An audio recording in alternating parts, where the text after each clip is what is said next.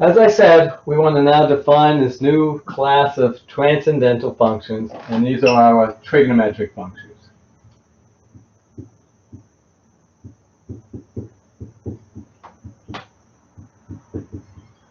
And as I said, a lot of times, many textbooks use the right triangle approach, the SOHCAHTOA and that, but I prefer to use this unit circle approach because it kind of gives a lot of information. And math, there's so much going on. It's hard to remember all the different things.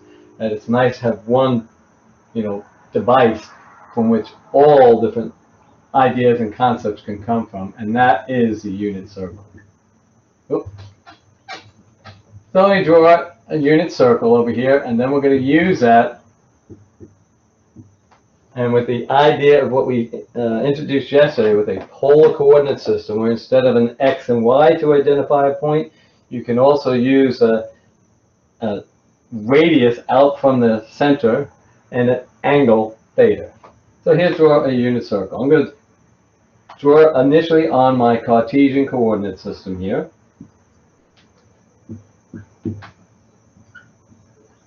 And we go out 1 unit all around.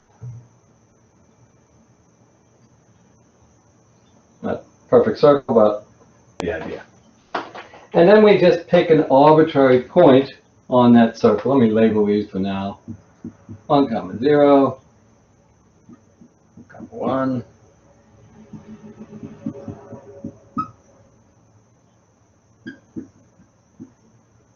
And label a point on our unit circle, put one right over here. And that has some generic coordinates. We'll call those x, y. We don't know what they are. But as I said, we are trying to create a new type of function that can deal with this cyclic behavior. This is to model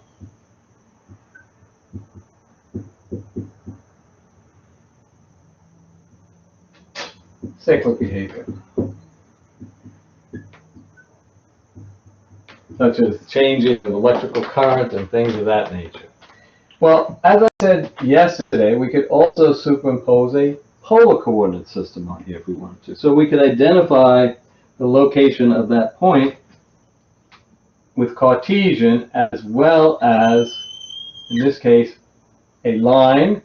And the radius of that line is just 1, so it's a unit circle, and an angle theta. Now we can even measure that in degrees, which is an angular measurement that kind of says that there are 360 degrees, and we talked about yesterday why possibly they chose 360, or you can define in terms of a radian measure, which is the length that the tip of that line sweeps out, the arc length that it sweeps out.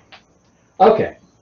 Well, one thing we noticed is that as theta changes, the point moves around the circle and the x and y values change. So we can actually set up a function where x is a function of theta and y is a function of theta. So this, the first point, or the first idea we notice, is that x, as theta varies, will also vary. So x can be some function of theta.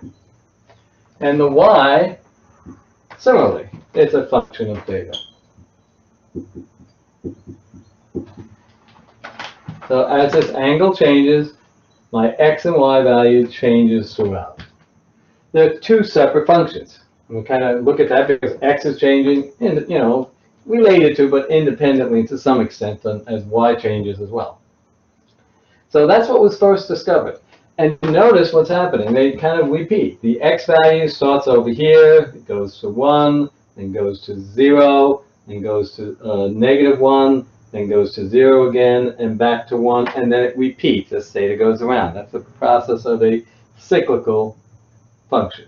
Y does the same. Y starts over here at 0, goes to 1, back to 0, -1, and back to 0. So those functions were discovered, probably about 1,800 years ago. I think it was maybe 12, between 14 and 1,500 years ago. About 600 in the Common Era, I believe. And they were given names. The y coordinate was given the name And it was actually a name that was mistranslated. It was originally in the Indian Hindu language, and it was mistranslated, and it was given the name, and we called it today, we call the Y value the sine, S-I-N-E. It's the Latin word for this is really sinus, but it's really, the original word that was mistranslated had to do with a chord or the arc length. It was kind of a measure of that chord. And then the other x was considered to be the complementary of the sine. So that was called the cosine. That's where the names come from. It's interesting to find out where things come from. I like that. So what we do is we, instead of writing, the full word, we say that x now is simply equal to, and we use the first three letters, the cos or cosine of the angle theta. And in a similar fashion, we say y is equal to the sine, and we only use the first three letters of the angle theta. So that's where the words come from, sine and cosine. It originally had a meaning that is different than it is today because of the mistranslation. They translated it into the wrong word, but that's okay. So these are our two functions, and they are just the x and y coordinates respectively as the angle theta goes around and around. Now, if theta is positive, it goes in this direction. If theta goes negative, it goes in the clockwise.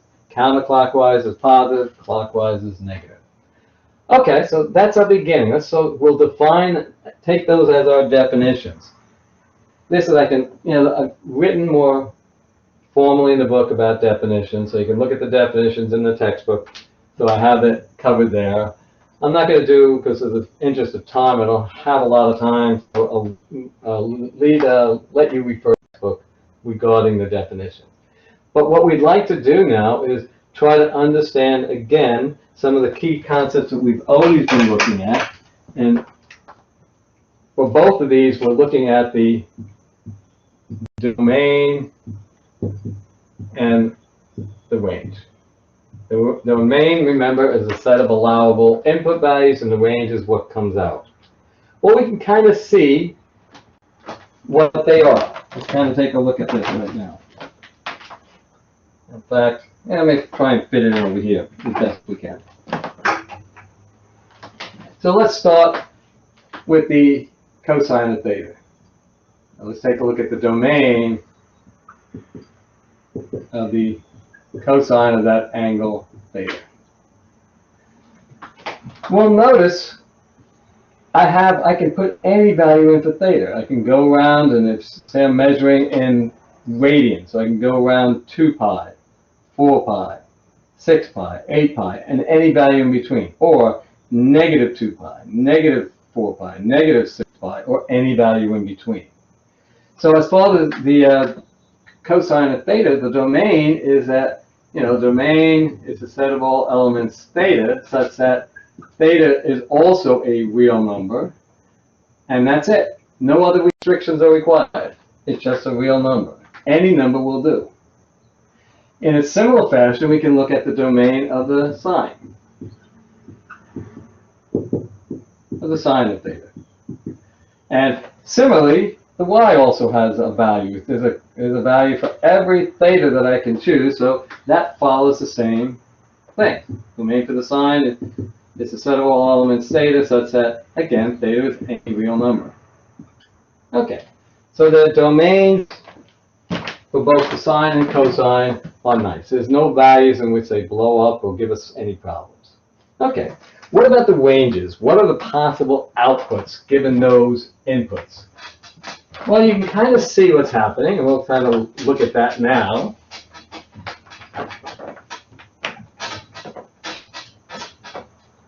So let's start with the range of the cosine.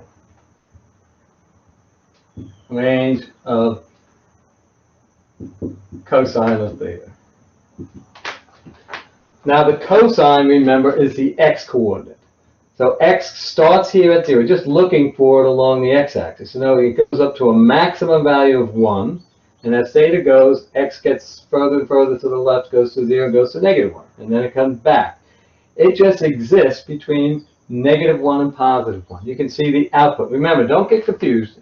We're used to the x being the domain and y being the range. Now it's not the case. The independent variable is now theta, so x becomes a dependent and y becomes a dependent, which is different than what we've been looking at. So kind of make your mind make that shift, and don't always think of x like we've been looking at for every other function as the domain.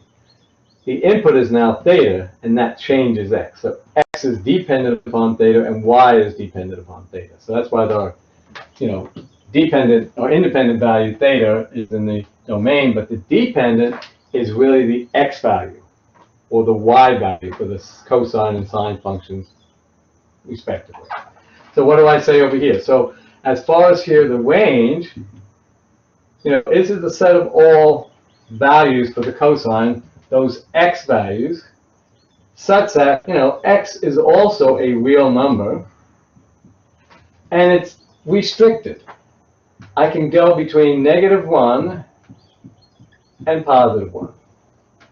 Now, sometimes instead of x, we'll write it like this. The range of that, we'll say, the output is a cosine of theta, such that that output of cosine theta is a real number, and it has to exist between -1 and +1. That's another way of talking about the range of the cosine.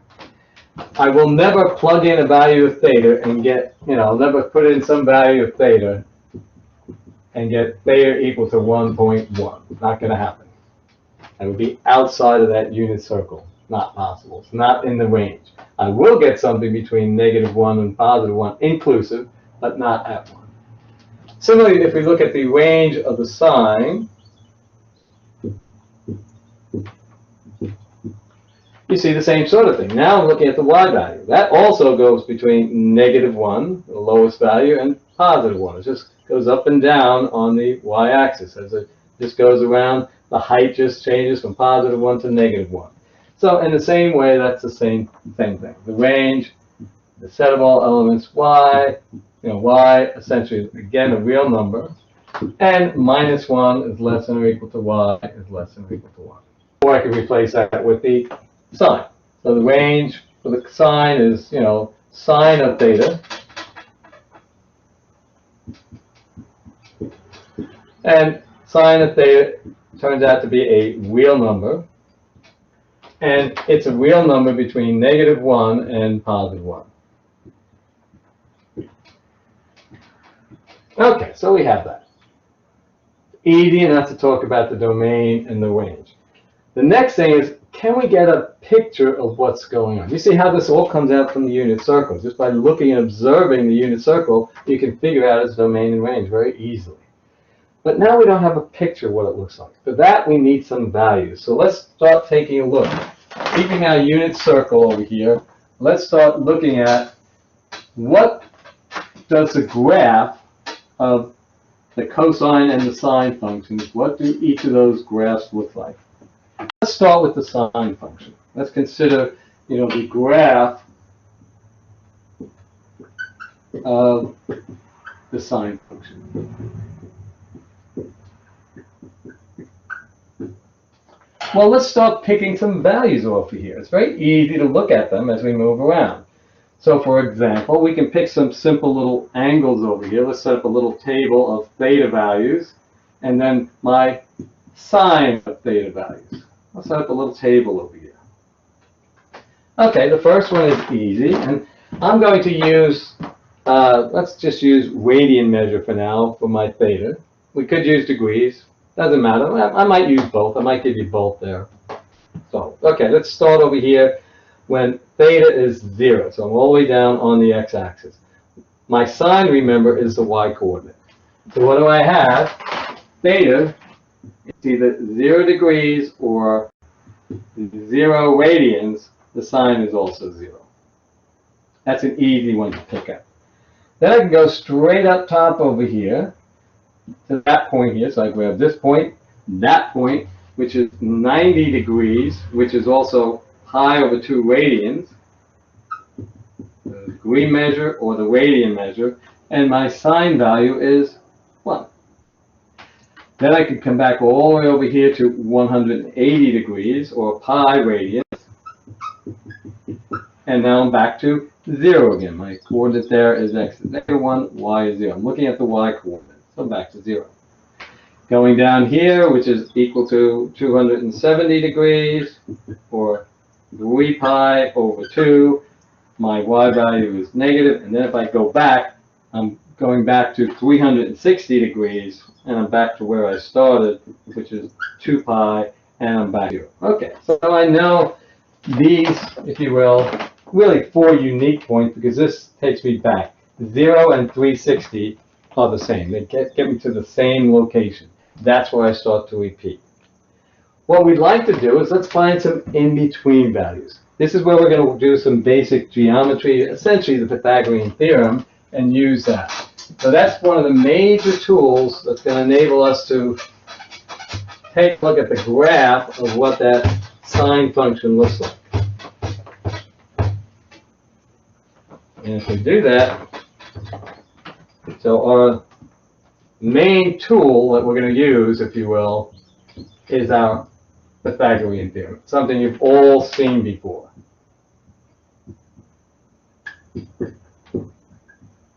Okay, so let's start with some in-between angles over here. Let's say, for example, let's take theta now equal to, say, pi over 6, which is, or 60 degrees, and I'll put it in the same order I have over there. I'll put the degree measure first, so 60 degrees, which is pi over 6. And then let's find out what the sine of theta is for that. Okay, so let's draw the picture over here. I'm going to stay with my unit circle, put this more in line to be where it should be right now.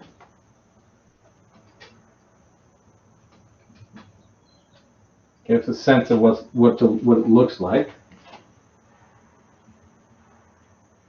So this is approximately, that's more like 40 degrees. Bring it down just a little bit more to 30 degrees, 1/3 of the way around. So this is my 30 degrees. Now what I'm going to do is I'm going to drop a perpendicular from this point right here. So I'll drop this perpendicular, okay. And then what I'm going to do is I'm going to, flip this and take a mirror image of this, and I'll do it in red. Take the mirror image of that, it looks something like this. And that's over here, this is also 30 degrees. Now, what do we know? Okay, we know that the length, this is a unit circle, so the radius here is just 12. So if I go out 1 unit, that's my radius value there. So this distance here is 1. Well, what do I have? Well, let's just flip it over here. What I have is a triangle that looks like this. This angle is the sum of those two. I just flipped it over this way, so I'm rotating it that way. I took it this and rotated it this way. This is what we see here. This angle here is 60 degrees. This length over here is 1. These two angles are the same, right? They're the same angles, that angle, so they have to be equal. So that means they are also 60 degrees. So that's an equilateral triangle. So this is length 1, that side's length 1, that side. So this is all 1. This length over here is 1. Now what do we notice? Well, this length and that length are equal. So this side of this triangle has to be half of that length. So the blue side over here, this has a length of 1/2. Okay, so I can use that now in our Pythagorean theorem. Let's go over here. And once we have that, we can then continue in that fashion. I can write those in separately. Those are easy enough to display.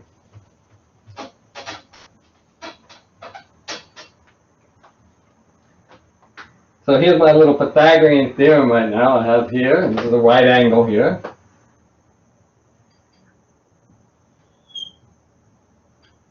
There it is. This is 1, that's 1/2.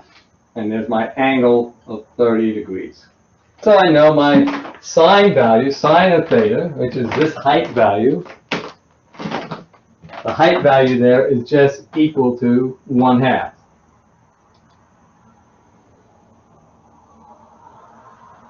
Oh, 30 degrees. Well, this, yeah, but this is, hit me away, yeah. I meant to say 30 there, I was just talking, I wrote it right here. That's what happens, yeah, keep it there. I over 6 is 30, I did everything here, I just miswrote it there. So I was thinking the sum of them, I was already thinking ahead to this. Now, while we're at it, let's just use it to get the length of this side. I'm going to show you, well, no, we'll wait in a second, we'll see that. But we could use the Pythagorean theorem to get the length of that side, which is our cosine. Remember, that's the x-coordinate. So we'll be using that in a second. But we found that easily enough. So our new value is 1. Okay, let's take another one. Let's go to 45 degrees of pi over 4. So let's try another one. 45 degrees, which is pi over 4. Similar thing is going to happen over here. I'll do it right. Let me just clean this out and I'll do it right here again.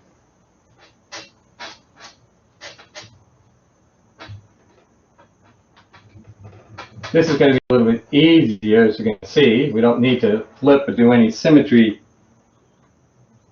ideas here. We come halfway. 45 is halfway. Again, that length is 1. We will drop the perpendicular. The perpendicular comes down. One thing, if for a 45-degree angle, what you see is that this side and that side have to be equal. If that's 45, that side, we'll call that length A, and that side, call that length A, have to be equal. That's a requirement for 45 degrees. You can visually see that. So that's what I have. I have my triangle that looks like this. 45. That's close to looking like 45, but 45 over here. This is length 1. I don't know that side. I don't know that side. I want to find that side because that side is my sine. The height is my sine value. Well, I can put it into the Pythagorean theorem. And remember, I have, if this is A, side A, B, C, I end up with, I'll write it over here. I get C squared is equal to A squared plus B squared. Well, C is just 1, so I get 1 squared is equal to little a squared.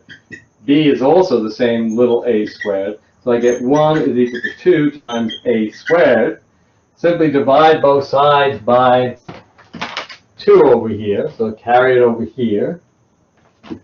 And I get 1/2 is equal to a squared.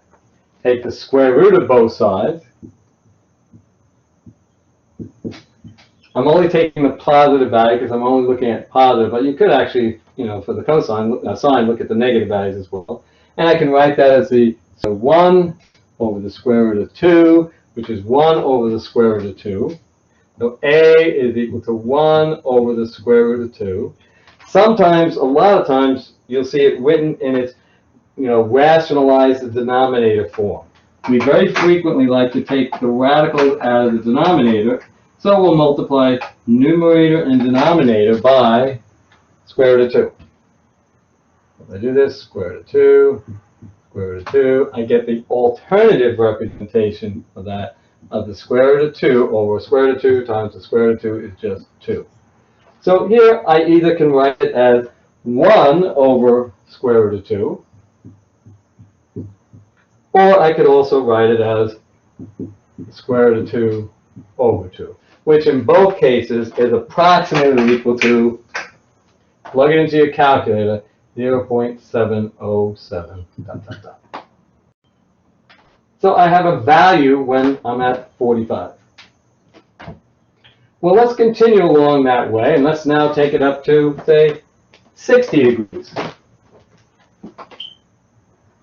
So I'll move it along, let theta go from 30 degrees to 45 degrees, and now I'm going to go to 60 degrees.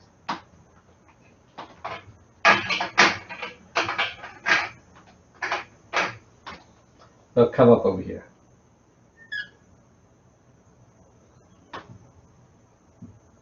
So my theta now is 60 degrees to measure that angle. This is still 1.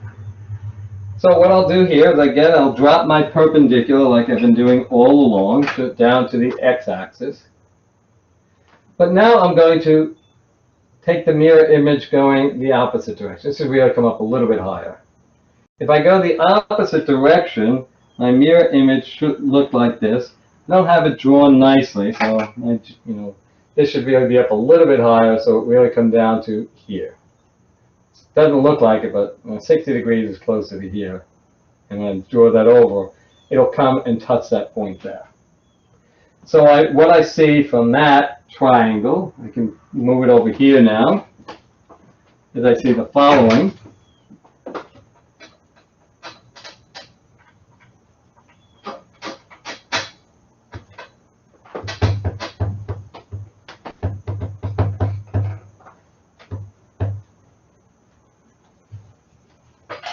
Let's draw this triangle. It looks something like this. And again, that's that perpendicular that we've drawn. This is a length 1. This is given. This will come and touch that point. So the bottom here, the entire length of that is 1. And you can see, since this is the same mirror image, if this is 1, that has to be length 1. So, and we know that in this case over here, this is 60 degrees down here. By the mirror image, that's 60 degrees. And again, by the fact that the sum of the interior angles of any triangle is 60 degrees, that is 60 degrees. I'm back to another equilateral triangle. Okay, but what do I want to find now? I want to find this height. So let's just take a look at the Pythagorean version of that. And just only look at one of the triangles, the half of it. So that's what I'm back to.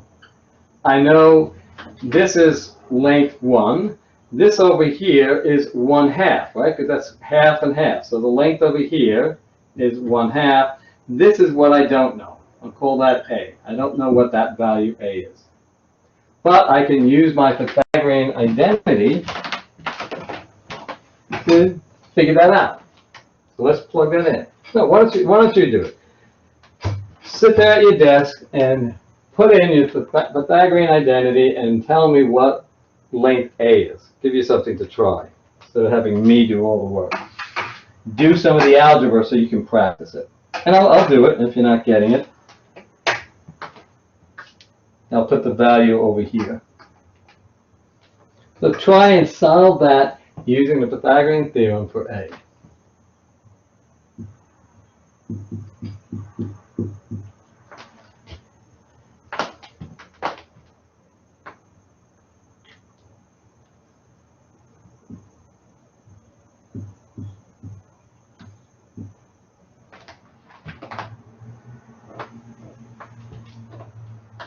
So everyone square root of 3/2. Anyone not? Does anyone want to see that worked out? Anyone want to see how I got the square root of 3/2, or are we all able to get that? Okay, let's just kind of do that. So I plug this in. This side squared plus that side squared, this side squared is this side squared plus that side squared. So I have 1 squared is equal to the A squared plus 1/2, if you will, squared.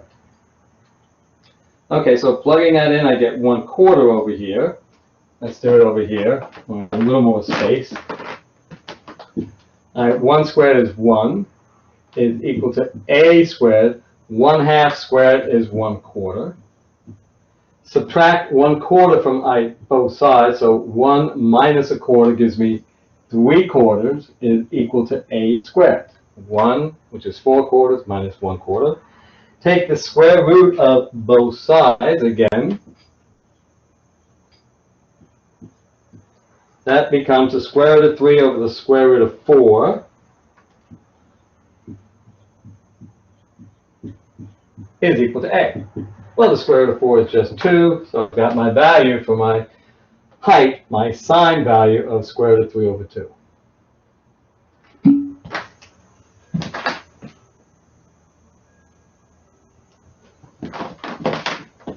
No, this is because it should be, yeah. That's a typo. Keep me awake. I said it, and then I changed it. Said the right thing, but put the wrong thing there. Keep me awake there. Now, we have all these values, and what we start to do is we take them all, and then we start to plot them. Now, the other thing I will let you visualize over here, we put the sign value at these points. So what we've done here is we found the sign value at these points on our unit circle. So over here we have obviously this, and the coordinates there are 1, 0. We went to 30 degrees. We don't know the x is, but we did find the y over there for that y value at 30 degrees, more like 30 degrees here. And that was 1/2, as you correctly pointed out. We went to 45 degrees, and the y value is the square root of 2 over 2, or 1 over the square root of 2. Then we moved over here to 60 degrees, and then we are at the value for the y coordinate is the square root of 3 over 2. This is like, 0, 0.5, 0.707, 0.86, and then we're up here, and the y coordinate is 1. In a similar way, if we kept going, we can use symmetry. So I can use this straight across here, this one straight across there, and this one straight across here. It has the same y heights. The y coordinate is the same, but now this angle over here, this is 90 degrees, that's 120 degrees, another 30 degrees. This is 135 degrees. If I got to put this at 45 angle. And then over here, we can see this is another 150 degrees, 135, 150, then 180 degrees. So I can keep repeating. So over here, the x value is whatever it is, but the y value is still the same height, square root of 3 over 2. Over here, it's the square root of 2 over 2. That's the y coordinate of that point. And over here, we have the same height as 1/2 of the y coordinate. The x, we're going to see what that is in a moment, and just keep doing it down. Now I go down, and these are the same, beneath the surface, they become negative. So if I plug all this data in, I'll show you where we have it on the textbook. We should have this on the textbook here. Let's see if I got it up and loaded here, and I'll share that with you. Here we go.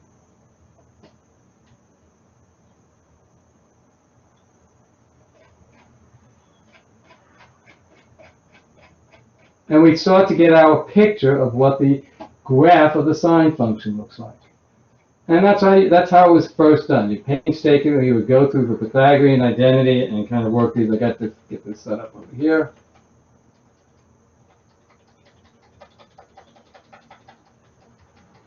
And from the other day, but I didn't update it over here.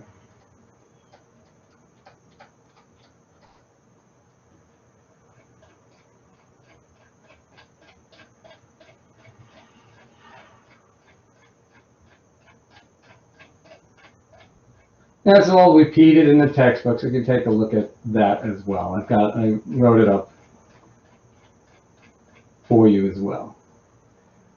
So let me just show you that picture now. I got it.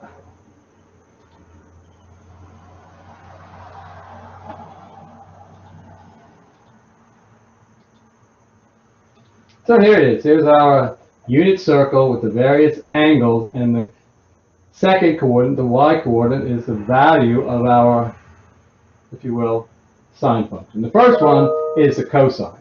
So when I grab those points, this is the set of points I have for the sine. When I decide to plot them on my theta axis with the y coordinate being the sine value, this is what it looks like.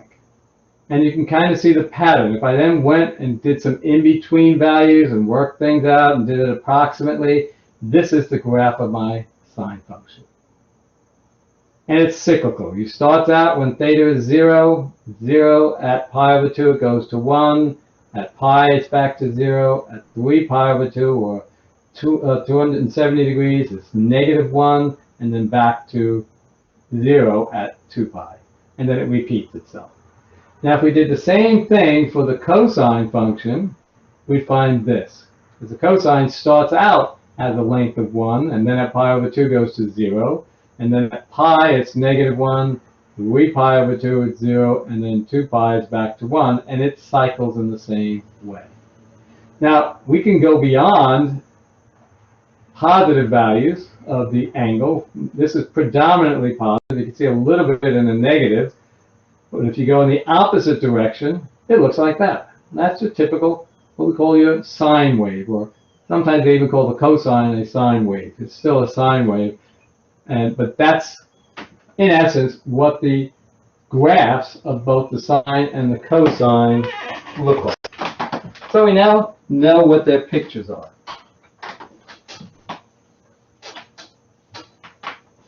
And they have that cyclical behavior. Unlike any function we've looked at that's algebraic, we can't get that sort of behavior with the algebraic functions. We actually can, for those that take some higher mathematics, you can start with polynomials, but it requires an infinite number of polynomials. That's why I said transcendental functions kind of require the concept of infinity. It's built in already into the function. And for those that go on in mathematics, you'll hear about something called a Taylor polynomial or Taylor series, and you can represent functions, and it becomes extremely important when you start going in such, electrical or some of the other engineering fields, because we use polynomials and other functions to represent unique functions. And then you'll flip around and learn later on that the sine and cosine functions that we just introduced here can be used to represent kind of algebraic functions by taking infinite series of those. Those series that you'll see later on if you stay on in mathematics. Okay, so what we have is now we have the graphs of the sine of both of them. So over here, now our independent axis is theta. And if I'm looking at the sine of theta, you can see I put, over here, pi, 2 pi. If I go in the clockwise fashion around, then it says minus pi and negative 2 pi. But it goes through 0 over here, and then at pi over 2, it goes to 1, and down here to minus 1. So you should be comfortable with the graph of the sine function. And then it keeps going on that way. Similarly over here, halfway between, takes me down to this.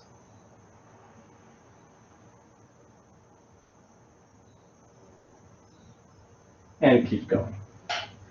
In addition, we have the cosine function. I'll put them right on top of one another, and you'll kind of see a pattern over here.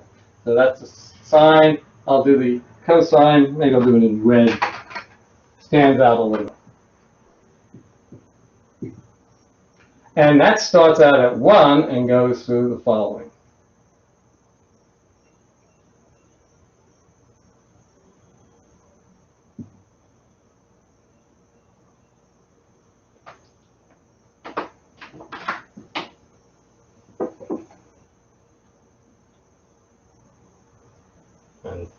And it starts turning down at that point. That's 5, 2, 0.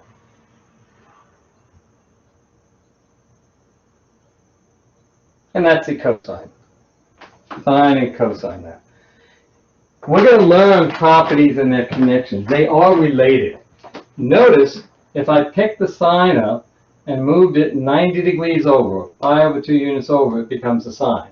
Or if I put the sine and moved it 90 degrees back, it becomes a cosine.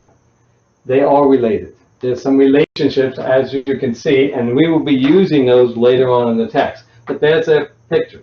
And what can they be used to model? Cyclical behavior. Such as if you put in an electric current, we use AC current, and it's sinusoidal. The reason it was used to be AC is because it reduced the amount of power loss over time, and that's what was discovered. Edison's way didn't work. I forget his name right now, but it was the other scientist at the time that was creating the electricity, Edison put up all DC throughout, and his way failed, and there's others that came in, his name escapes me right now. He went with AC, and that's why we use AC, because it doesn't give us any power loss as you go around. Okay, those are our sine and cosine functions. But what should you know, be able to do right now? Well, right now, our objective is to have you go and find some of those values. So if you are given an angle, say you're given the sine of, I'll make it simple, pi over 4. You should be able to figure out what the exact value of that is. So that is just equal to the square root of 2 over 2, or 1 over the square root of 2. How do you do that? Well, it's relatively easy to do if you think of the unit circle. So everything, go back to the unit circle.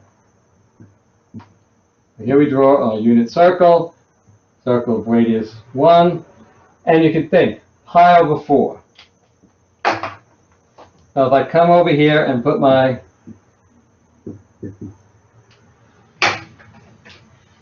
point at pi over 4, I know if I'm looking at the critical angles, if I looked at some of those, these are the only numbers that come out at the fixed angles. Later on, we're going to show how to do special relationships that these are related to find other angles.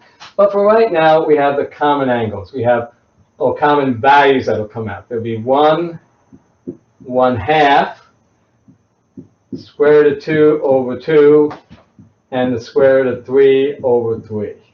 These are pretty much, and then minus 1, obviously. These are the only ones that we'll see. We'll forget about the negatives for now. We'll just kind of leave everything positive. Well, so that's 1. In decimal form, that's 0.5. That's 0.707. This is 0.86.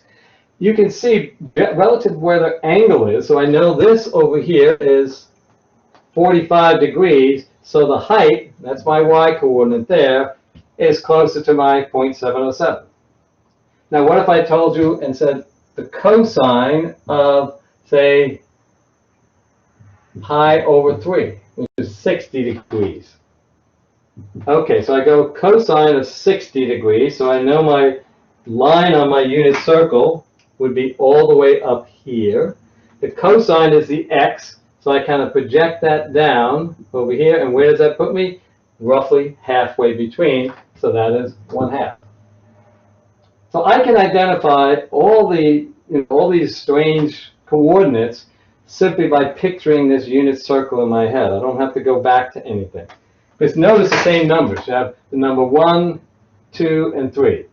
You can think of the square root of 1, square root of 2, square root of 3. Those are the only combinations we have right now for figuring out those values. Now, some students try to memorize all of these. So the other option is to memorize this complicated set of things. I don't have to memorize them because I have the unit circle in my mind. So you could go through and try to memorize, and take you back over here, all those numbers, all the coordinates. But you don't have to, because you notice they just fall in that pattern. And if it's a sine of the cosine, you know where they are along either the x-axis, which is the cosine, or the y-axis, if it's the sine. Okay, so that's it. That's what it is. It's going to be very useful for modeling certain phenomena that is cyclical in nature. And we will, next time, expand upon this. So the types of problems on the homework are relatively easy. Just given a sine or cosine, either in radian measure or degree measure, give me the exact value. Now, for now, there are certain values we can't do. For example, if someone said the sine of, say, 19 degrees, I can't find its exact value. So what do? We have to approximate that by using our calculator. And again, as I said yesterday, be careful when you're using your calculator. So let's take a look at a calculator over here. And we'll end with that.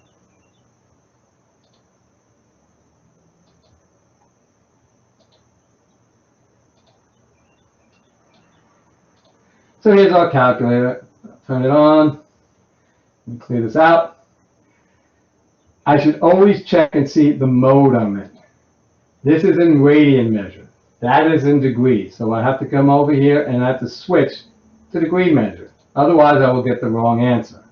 Okay, I'm comfortable. Now I quit that, and now I can take the sine of 19 degrees and put that in, and it doesn't give me the degree symbol, which I think they almost should to make it a little bit easier, but it doesn't.